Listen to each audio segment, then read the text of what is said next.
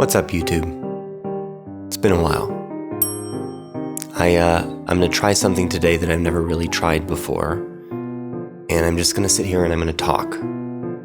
No crazy edits, no script, no fancy special effects. Just you and me sitting here in what's supposed to be a dining room, but is my art studio and my wife's office. And I want to talk about creative burnout. Now, if you've been following my channel at all, it's probably no surprise to you that I haven't uploaded anything in quite some time. And while I would love to be able to tell you that it's because I've been working on an album or I've been like traveling the world or something super interesting and cool like that, the truth is that I've just been working a lot.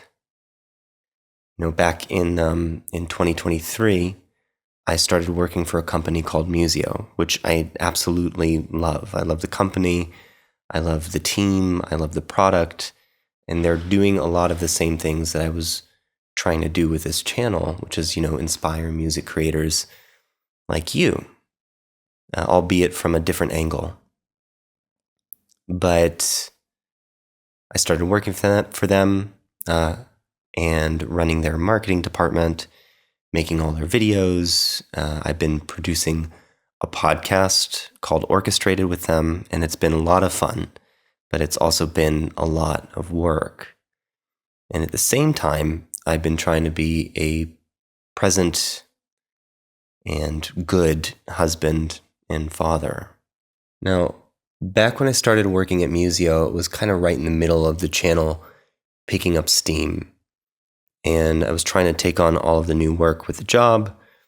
I was also trying to be present with my family and continue to make YouTube videos. And if you've seen any of my videos, you probably know that I like to do things to the nth degree. And that's sort of part of how I was raised. I come from a family of accomplished creators. My mom, my dad, my grandpa, they were all very accomplished and very focused creative people. And we were raised to kind of just like throw ourselves at our creative focus, like 100%, just full on pedal to the metal, don't stop until it's done. And that's how I've always seemed to approach things in my life, especially in my creative life. And I probably owe a lot of any of the success that I've had in my life, be it creatively or professionally, to that aspect of myself. But last summer, when I was trying to juggle these three things and trying to give 100% to all three of them, I had a bit of a rude awakening because I realized that I couldn't. And even with that realization, I kept trying to, and I very, very quickly burnt out. 100% is a finite number. You can't give 100% to three different things at the same time. Maybe you can do 30-30-30. Maybe if you're prioritizing things right, you can do 50-30-20. But at the end of the day, when you're trying to give 100% to all three of those things, it just doesn't work.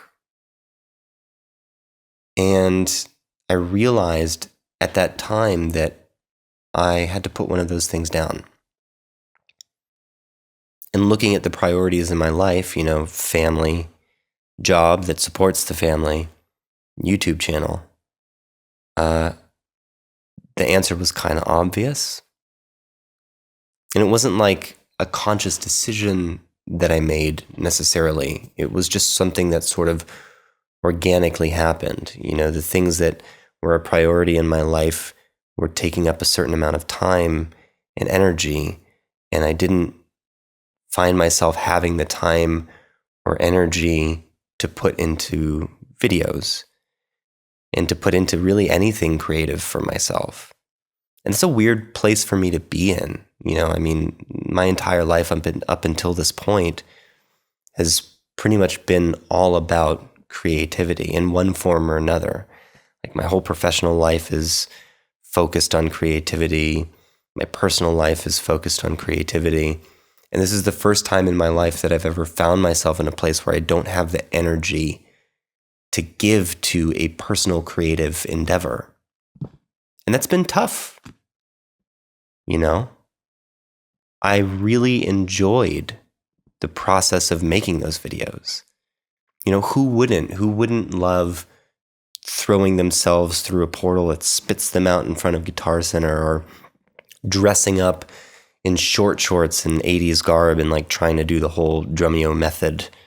Who wouldn't enjoy making videos about challenging themselves to learn new things on an instrument that they've been playing forever, to sort of re-spark the joy that they have for that instrument, and then sharing that with people and getting responses back of all of you sharing your stories and your struggles and your triumphs and all of that. You know, it was so heartening and inspiring and encouraging to be able to read your comments and hear your stories and even talk to some of you, right? And it felt good to put that stuff out. You know, even though I haven't really uploaded anything in like 8 or 9 months, every single month, I look at myself in the mirror and I say, you know what, I think this month I want to make a video. I'll get an idea and I'm like, yeah, that'll be cool. I think I want to get back to doing videos for the art of sucking at music. But then when I, you know, after a long day of work and after hanging out with my 2-year-old, I'll sit down to try and script something or try and just like sketch out the idea, and my brain just turns off. It just shuts down. It does not have the energy or the capacity to do that. But I've also been sitting with this idea of grace. And, you know, I mean, this channel is sort of built on the idea of grace, you know, the idea of allowing the space for yourself to like be bad at something in order to learn it and to get good at it. Even if you've been playing something, like even if you've been playing guitar for 30 years, you know, allowing yourself the space to be bad at an aspect of that. I grew up playing metal and rock, you know, but if I wanted to learn how to play reggae or funk or something like that, like, yeah, there might be aspects of my experience on the instrument that cross over and make it a little bit easier than if I were starting completely from zero, but I'm still going to suck at it. And that's a really important part of being an artist and being a creative. But this idea of grace that I've been sitting with lately is more about grace for yourself as an artist, in the idea that you're not always going to be in a place where you can have a creative output that matches maybe what you were able to do before. You're not always going to be in a place where you're going to be able to just give it 100% and go balls to the wall and just like, you know, tackle this creative project and beat it into submission until it's done, until it's exactly what you want it to be. We all grow, we all change, our life's circumstances change, and our capacity for creative output changes. You know, it ebbs and it flows. There's peaks and there's valleys. And I've been trying to give myself that grace. I feel like, you know, it's one of those things that I can say to a lot of people. Like I can say it outwardly and say, yeah, give yourself grace, give yourself grace. You don't always have to be just producing, creating. Like you can take a step back. You don't need to be a creative machine. But then when it comes to like allowing myself the space and the grace to do that, I don't take my own advice. Because I've lived my life being a creative machine. But as I've been sitting with this idea of allowing myself grace, in the season of my life that I'm in, not beating myself up for not making a video or not picking up my guitar or not making an album for 4 years.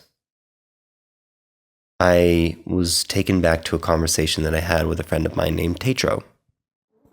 So back when I first started this channel, I called a buddy of mine named TAETRO. He is a YouTube music creator, but he's been doing it for like 10 years, and he's built a sustainable and lucrative career out of making music on YouTube.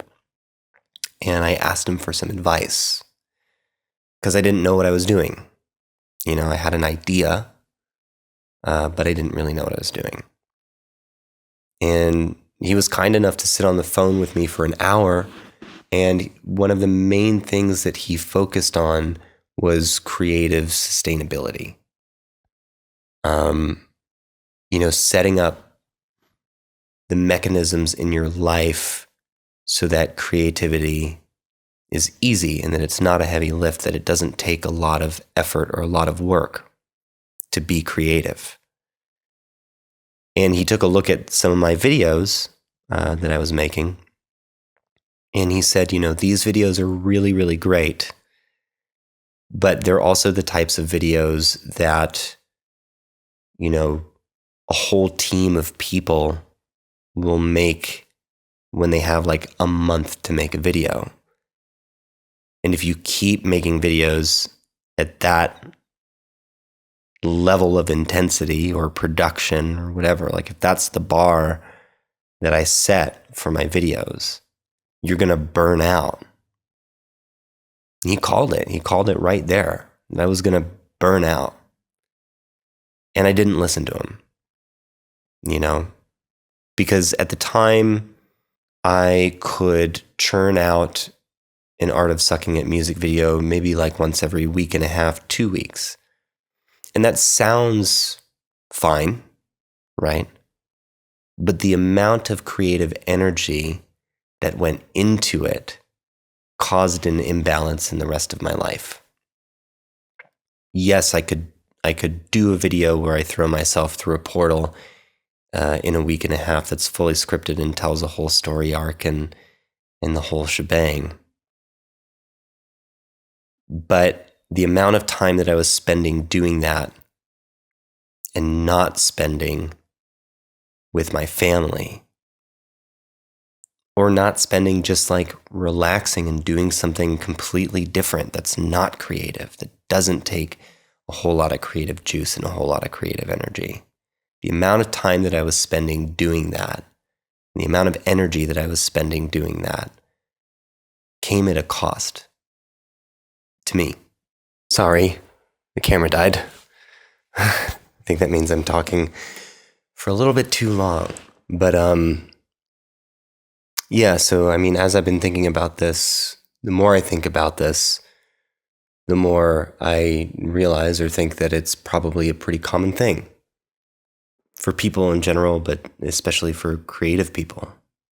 But I think that we live in a society that commodifies art and creativity more and more, turning it into a consumable product rather than a creative expression.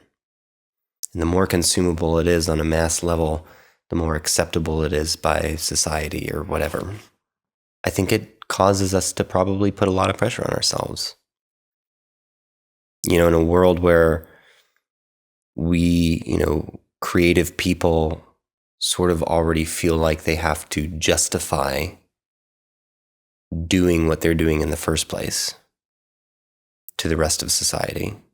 One of the best ways to justify that is through a massive amount of output, and better yet, even if that output is successful by society's standards.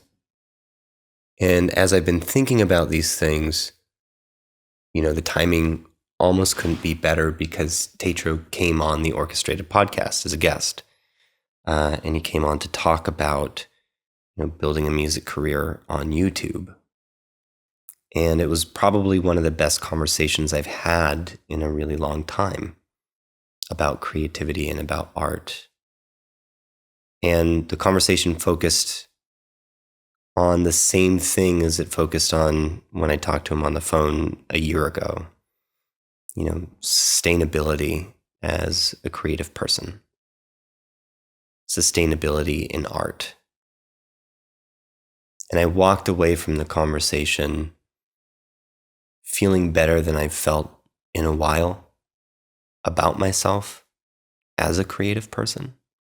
So much so that I wanted to share it with you guys. So the whole point of this channel was to address the parts of being a creative person that no one really wants to talk about, to say the quiet part out loud, to say, it's okay to struggle with these things. It's okay to be bad at something. It's okay to not be good at it right away. It's okay to have that little voice in your head that tells you that you're bad at this, that you suck at it. It's okay to have an inner critic that maybe keeps you from being creative or as creative as you would like to be. It's okay.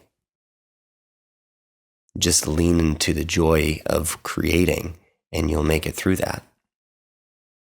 And one of the big lessons I'm learning is also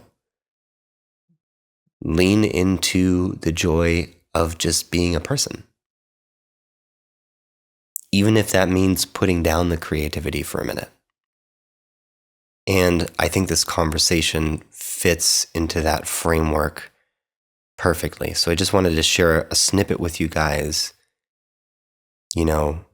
because if any of you are struggling with creative burnout or feeling stuck or feeling like you can't keep up with how much you're expected to put out to be successful in music, if you're struggling with any of that, then hopefully this little snippet of the conversation will leave you feeling as good as it left me feeling. Hopefully you'll walk away from it feeling like, you know what? Fuck all those people that tell me that I need to do this in a certain way, or that tell me that I need to do this much. I'm just going to enjoy my life. And I want creativity to be part of that in whatever capacity I have the energy for at that time. How do you manage burnout? Because I feel like, there's always stuff on YouTube about you need to be posting this often, like once a week, you need to be uploading a video and those kinds of things. To be a content creator requires a lot of creative output that I personally, as a creative person, don't feel like I always have, right? It's like, yeah, I feel like creativity also requires space and time to sort of digest what it is that you've taken in before you can put it out. How do you manage that? Again, we talked about the long-term success of a creative, of a person. We've seen lots of examples of creatives who have attempted to do things long-term and have done it unsustainably and have had a lot of negative impacts either in their life, like literally where they didn't survive it, or in their personal life. And I have no desire to see that. I don't know how many more warning signs, like public warning signs we need, of a celebrity potentially taking their own life, or these, you hear about these families, you hear about these independent artists who basically almost didn't make it through a period in their life because they were putting so much pressure on themselves. None of that is worth it to me. None of it, like if I see somebody say like, you need to post this much on YouTube, you need to post this much on Instagram and make sure you're doing it at this time, it's not worth it. I'll go get it. I'll go be a postman. Like I don't need to. I'll make music at night and I'll go work for the post office. Yeah. Instead, like, okay, like I'm going to do what I'm comfortable with doing, and I'm going to go find the people that like what I'm doing. You know what I mean? Right. Like I feel like any medium of art, any kind of music, all of that, you can find your people. You know what I mean? You can find people that dig the same thing you do, but you should also be realistic. Like if you make, I'm going to make something up, like spacecore, banjo, jazz opera music, the general awesome. audience for that is me. Right. So we definitely have an audience of one already, but I would say the general audience for that versus an EDM audience, for instance, if I said EDM, I could get a lot more people to raise their hands, right? So like if you're doing something that's cool and unique and that you're passionate about, then you should view it from that perspective. It's cool and unique, and ultimately the pool of people that you're going to be reaching with that is smaller than if you happen to like or do a certain other thing. And that's the same thing with YouTube. If I felt passionate about, whatever's viral on YouTube about at the moment, I would do it. But instead, I'm just going to do what I'm passionate about. And if that cycle, if those planets align someday where suddenly the thing that I'm already doing is suddenly something that's super popular, that'll be great. But if not, for now, I've got my community, I've got my supporters, like any traditional independent artist has. The level changes all the time, but it's not worth, like the burnout thing, it's not worth burning out. It's not worth, risking your mental health for the sake of keeping up or like keeping up some appearances or setting some unreasonable, unattainable goal that you never had control of in the first place. With that in mind, have there ever been like times where you've thought, yeah, you know what? I don't really want to make any videos this month, and then taken a month off? Or do you just feel constantly motivated to make that content? I always feel constantly motivated to make things. Mm-hmm. I don't want to say constantly motivated to make things, because I don't want people to think like, oh, I'm for that grind set lifestyle. That's not what I'm saying. But it's like in the vein of sustainability, I've made it so making things, whatever that may be, if that's a video, a piece of music, doing a live stream, whatever, I've made it so that those things are not difficult and not a heavy lift, and that I don't feel pressure to do them. So it doesn't matter. Like some months I might say, oh, I'm going to make a video every week this month. Or today if I wake up and I say, oh, I want to do an extra live stream this week, I'll go live. Or, oh, I got this new thing, let's make 3 videos about it because I love it so much. Whatever. But it's also like, oh, I really have only one thing I'm working on this month. Mm-hmm. Then that's great. Like, but I'm always creating something. So there's been some time where I've spent away from home, out of the country, and I've still been able to make stuff, and it's not because I felt pressure to make stuff. It's because I enjoy making stuff and I enjoy connecting with my community. So like, I want to be super clear for people listening that I don't think it's about the grind set. That's not what I'm saying. You have to grind, you have to do it no matter what, push through. But it's more about making systems in your life so that doing the thing that you love is easy to do. Making stuff should be easy to do. It's not always easy, but you should have mechanisms around you that like whenever you feel like making something, you can. It's not like an arduous process. So I guess I'm asking this more for myself because I haven't uploaded anything to YouTube in I think close to 10 months on my channel. Sure. And you've seen my videos. You've seen that I throw myself through a portal. And so it's like it's very heavy lifting. It's a lot of work. Yeah. Pre-production, post-production. And I had a lot of fun doing it and I really enjoyed making it. But then once I started working at Museo, I'm also a dad. I was doing these 3 things and I was like, I don't have the energy at all to put into this. How important do you think it is for people to sort of give themselves that grace where if they do hit that point where they're like, hey, I need to take a step back from this. How important do you think it is for them to be able to do that? Like, because I know for me, what I've been telling myself is YouTube's always going to be there. Yes, I have this audience that I've amassed through these months that I was doing it, and I do feel some kind of obligation to them. But at the same time, it's like we're all human beings, and I need to, keep my internal mental status sustainable as well, and my creative output sustainable as well. So, like to anybody that might be feeling that, what do you say to them? The sustainability is all that matters, because if you instead said, oh, I pushed through and I kept making a video every week and it was arduous, and Casey Neistat, I think, is a good point of reference. We all know Casey Neistat, so famous vlogger, one of the pioneers in video creation on YouTube.